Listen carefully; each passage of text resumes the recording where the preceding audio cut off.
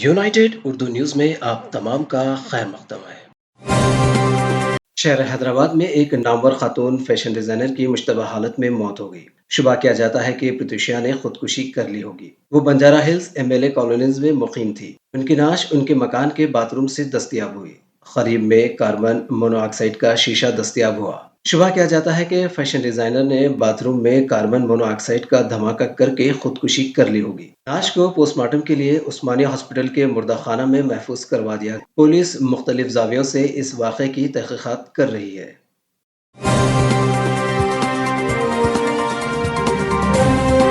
हमारी हिम्मत अफजाई के लिए इस चैनल को सब्सक्राइब करिए, वीडियो को लाइक करिए और शेयर करिए।